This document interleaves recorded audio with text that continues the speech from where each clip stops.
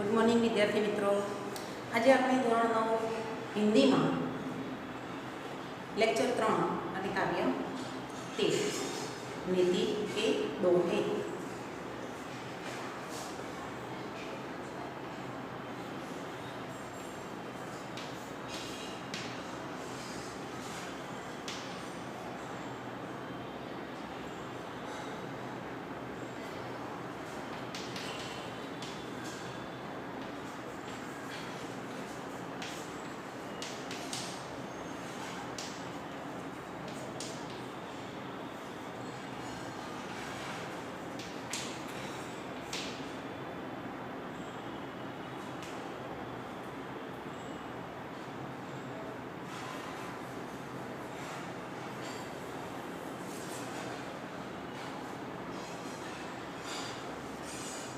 हिंदी साहित्य में रहीम जी बड़े ही सुझाव, समझदार और अपने अनुभवों के जरिए, जीवन के अनुभवों के जरिए उन्होंने बहुत अच्छी अच्छी और ऊंची ऊंची बातें बताई हैं जो हमारे जीवन को और सुंदर बनाती है.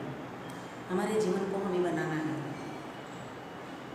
आगे बढ़ते बढ़ते अपने जीवन को सुंदर बनाना है, सुघड़ बनाना है और जीवनों के अनुभव के जरिए हम उच्च कक्षा का जीवन बना सकते हैं जो ये कवि हमें अपने दोहों के द्वारा बहुत बातें समझाता है. आगे हमने जो भी लेक्चर लिया उसमें बहुत कुछ बातें सुनी, बहुत कुछ बातें समझी और प्रयत्न करेंगे कि हम अपने जीवन में उसको लाएंगे और उतारेंगे. बहुत अच्छी बातें होंगी.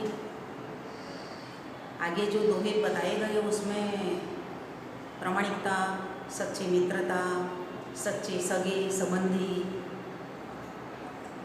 और गरीबों के प्रति दया, दीन बंधु की भावना बहुत ही हमारे जीवन को उच्च कक्षा पर ले जाता है. अब हम आगे अभ्यास करेंगे. उसके लिए बुक्स पास में रखना ताकि आपको ये बातें समझ में आए.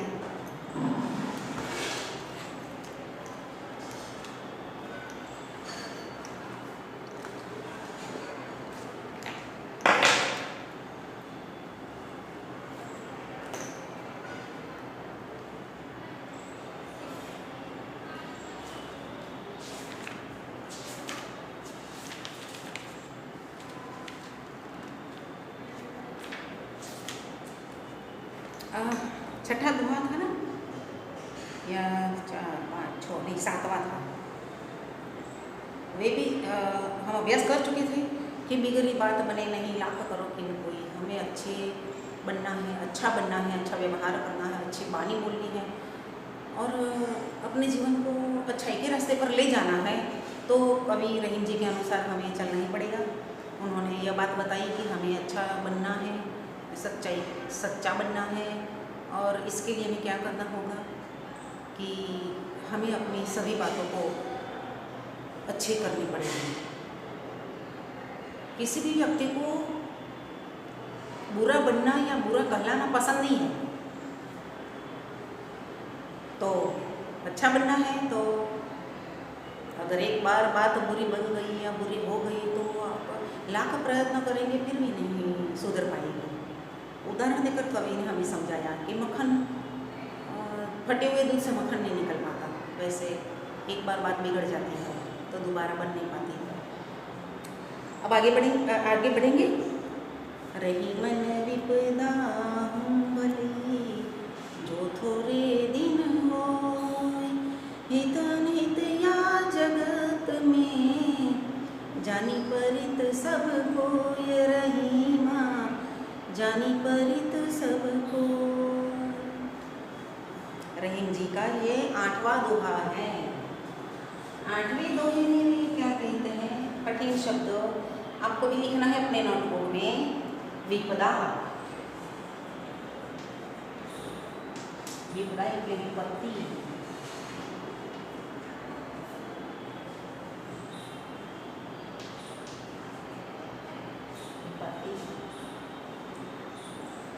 रहीम जी कहते हैं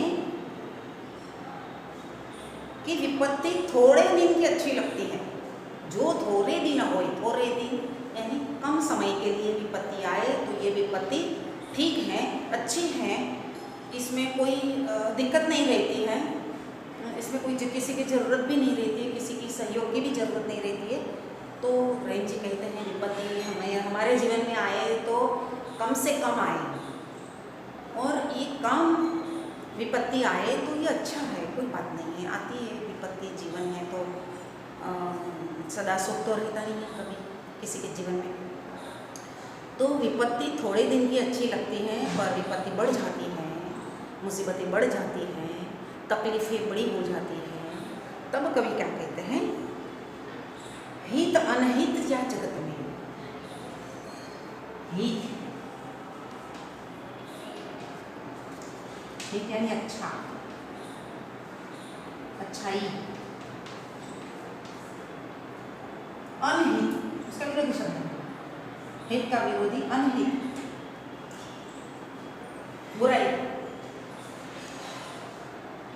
तो हमारा कौन हित चाहता है, हितेच्छु, हमारा कौन भला चाहता है, कौन अच्छा चाहता है, कौन क्या चाहता है, ये हमें पता चल जाता है। वैसे तो हमारे चारों ओर कई लोग हैं, अपने घर के लोग भी हैं, मित्र हैं, पड़ोसी हैं, सगे संबंधी हैं, कहने के लिए तो कई रिश्ते हैं, पर रिश्तों का अनुभव कब होता है, जब विपत्तियाँ बढ़ जाती हैं जीवन में। तो तभी हमें पता चलता है कि हमारा हित चाहने वाले हमारे नज़दीक आएंगे, और जो हमारा बुरा चाहता है वे हमसे दूर जाएंगे। तो सच्चे मित्र हो या सच्चे संबंधी, हमें उनका अनुभव तब होता है जब हमारे जीवन में मुसीबतें बड़ी आ जाती हैं, और बड़ी मुसीबतों के समय पर हमारे पास जो नहीं रहता है वे हमारे लिए अनहित चाहता है। हमारे हितेच्छु नहीं होते, हमारे हितेच्छु तो वही होते हैं जो मुसीबत के समय पर काम में आ जाए। वैसे आने के लिए तो मेहमान आते जाते रहते हैं, कभी मामा आए, कभी मौसी आई, कभी चाचा चाची आए, हर महीने में कोई ना कोई आता जाता रहता है। हम भी दूसरों के घर मेहमान बनकर जाते ही हैं, ये कि मेरे चाचा होते हैं, ये मेरे मामा होता है। पर जब मुसीबत आ जाती है ना, तो ये सारे रिश्ते नाते दूर हो जाते हैं। हमारे पास जो होता है मुसीबत के समय पर वही सच्चा मित्र होता है, वही सच्चे संबंधी होते हैं।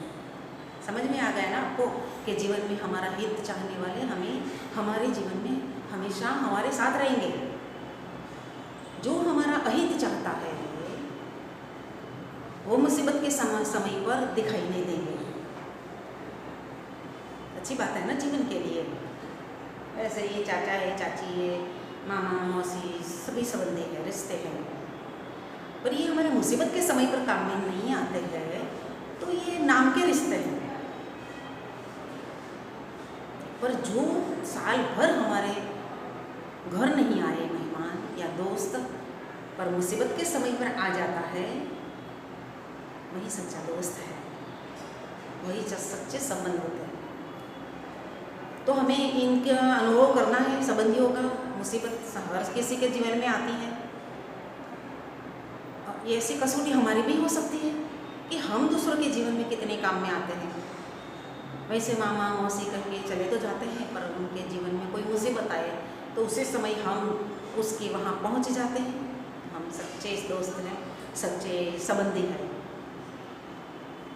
पर हम नहीं जाते, दूर हो जाते हैं, फ़ोन तक नहीं उठाते। हमें मालूम पड़ जाता है कि उनके जीवन में बड़ी मुसीबत आई है और मुझे वहाँ रुकना पड़ेगा, यहाँ उसके लिए मदद में जाना पड़ेगा। और हम जाते नहीं हैं, फ़ोन नहीं उठाते हैं, तो भी हमारे लिए समझ जाते हैं कि ये सच्चे संबंधी नहीं हैं, सच्चे दोस्त नहीं हैं। ठीक है। रहीम जी कहते हैं थोड़े दिन की विपत्ति अच्छी होती है, पर विपत्तियाँ बढ़ जाती हैं तब हमारा हित और अनहित करने वाले का अनुभव हो जाता है। अब अंतिम दोहा। रही मन वे नर मर चुके, जे कहूँ मांगन जाई, उन्हीं से पहले वे मुए, जिन मुख निकसत नाई, रहीम जिन मुख निकसत नाई। रहीम जी क्या कहते हैं इस अंतिम पद में? वे नर मर चुके,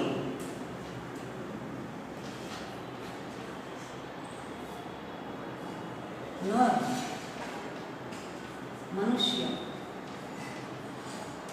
वे मनुष्य मर चुके हैं या मरे हुए के समान हैं। जे कहूँ मांगन जाए, कहूँ यानी कहीं, कहूँ यानी कहीं, मांगन मांगने के लिए, मांगने के लिए,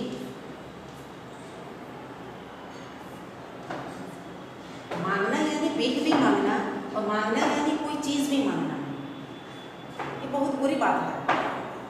नहीं मांगना चाहिए किसी से कोई चीज़, या भीख भी नहीं मांगना चाहिए। हमारे यहाँ हमारे देश में तो भीख मांगना भी गुनाह है, फिर भी कितने भिखारी न जाने इधर उधर भटकते रहते हैं, और आपने भी देखा होगा। रहीम जी ने क्या कहा है इस पद में? रहीम न वे नर मर चुके, जे कहूँ मांगन जाए। कई पड़ोसी होते हैं, कई बार हम भी ऐसे होते हैं कि कुछ न कुछ दूसरों से मांगा करते हैं। जैसे कि अपना स्कूटर दे, अपना एक्टिवा दे दे, मुझे काम है, मैं अभी आता हूँ, 10 मिनट में आता हूँ। और फिर आता कब है? 1 घंटे के बाद आता है। फिर हंसकर चाबी वापस देता है। तो हमारी वहाँ जिस आदमी से, जिस घर से हमने कुछ मांगा है, या एक्टिवा मांगा है, 2 व्हीलर मांगा है, तो अच्छा है, कोई बात नहीं है, 10 मिनट के बदले में आधा घंटा हो गया। ऐसा एक बार होता है, 2 बार होता है, 4 बार होता है, तो हमारी छाप कैसी पड़ती है? कई महिलाओं को भी ऐसी बुरी आदत होती है, कुछ न कुछ मांगा करता है। चाय, चीनी, आटा, चावल, दाल, या तो कई लोग तो ऐसे होते हैं हर रोज एक दूसरों से चेंज करते हैं खाने की चीज़ें। अगर हमने चीनी मांगी है 1 कटोरी भर के, तो अगर हमारे पास आ जाती है चीनी, हम दूसरे को 1 कटोरी भर के हम उसको दे देते हैं तो ठीक है। पर कई लोगों को तो मांगने के बाद, लेने के बाद चीज़ें वापस करने की बात याद ही नहीं आती है। ये भी तो मांगने की बात हुई ना। वैसे यहाँ कवि ने भिखारी की बात की है, मतलब भिक्षा मांगना, भिख मांगना, कोई लोगों से कोई चीज़ मांगना बहुत बुरी बात है। पर उनसे पहले भी हुए, भिखारी के पास तो कुछ नहीं है, बेचारा भूखा है, कई दिनों से उसने खाया नहीं है, तो खाने की चीज़ मांगता है, 1-2 रोटी मिल जाती है तो उसका पेट भर जाता है, ठीक बात है, हम दे देते हैं। पर अगर कभी कभी ऐसा भी होता है कि भिखारी हमारे दरवाजे पर खड़ा है, हम उससे, और ऐसे कई भिखारियों को हटा देते हैं, अपने घर से चले जाने के लिए कहते हैं, मतलब हम उनको देने से इनकार कर देते हैं कि नहीं है, जाओ, रोज़ रोज़ क्यों आते हो। वैसे तो कवि क्या कहते हैं? भीख मांगना बुरी बात है, भीख मांगने वाले लोग मरे हुए के समान हैं, पर उनसे पहले वे मुए को मरना, मुए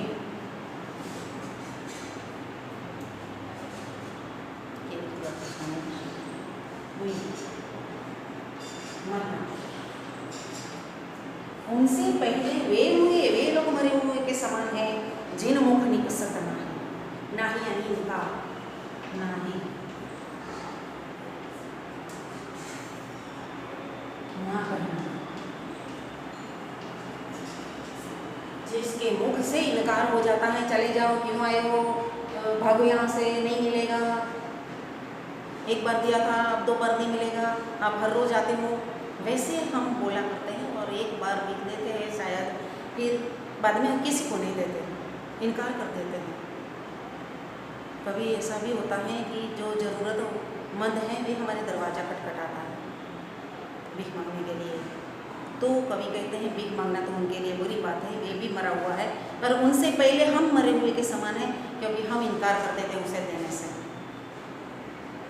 तो ज़रूरतमंद व्यक्ति को मदद करना, गरीबों के प्रति ध्यान देना, ये बहुत बुरी बात नहीं है, अच्छी बात है। मांगना नहीं चाहिए वैसे तो, पर देने से इनकार भी नहीं करना चाहिए। हमारे पास जो कुछ भी है थोड़े से में से भी थोड़ा दे सकते हैं तो दे दीजिए, ये अच्छी बात है, ठीक है। तो हमने यहाँ पर कविता, तेल, नीति के दोहे, सब के अंदर नीति समाई है, नियम समाये हुए हैं, जीवन को सुंदर बनाने के नियम समाये हुए हैं, जीवन को अच्छाई के रास्ते पर ले जाने के लिए नियम समाये हैं। इस दोहे के अंदर थोड़े शब्द में उन्होंने बहुत बड़ी बड़ी जीवन की उच्च बातें की हैं। तो ये कैसी बातें हैं? गागर में सागर, गागर में सागर, यानी मटके में सागर तो समाता नहीं है, पर मतलब यही है कि थोड़े शब्दों में बहुत बड़ी बातें करना, हमारे जीवन को अच्छाई के रास्ते पर ले जाना, उच्च बनाना। ये सारी बातें मनुष्य के जीवन के लिए अच्छी होती हैं, पशु पक्षी के जीवन में तो ये सारी चीज़ें होती नहीं हैं। इसीलिए कवि ने हमें अच्छे से अच्छे मनुष्य बनाने की भावना से ये बहुत ही सुंदर दोहे पेश किए, हमने समझे हैं। आपको क्या करना है? रिक्त स्थान की पूर्ति करनी है, खाली जगह लिखनी है। अब यहाँ पर ये पूर्ण होता है कविता। अब क्या करना है? और प्रथम 2 पंक्ति लेनी है और उसकी समझूती आपको हिंदी में समझाना है, लिखना है। फिर 2 पंक्ति लिखनी है, फिर उनकी समझूती लिखनी है, फिर 2 पंक्ति लेनी है, हिंदी में लिखना है, गुजराती में, ठीक है। तो यहाँ पर इस समझूती के बाद आप स्वाध्याय करेंगे अपने नोटबुक में, और इस स्वाध्याय को आपको पूर्ण करना होगा। नमस्कार।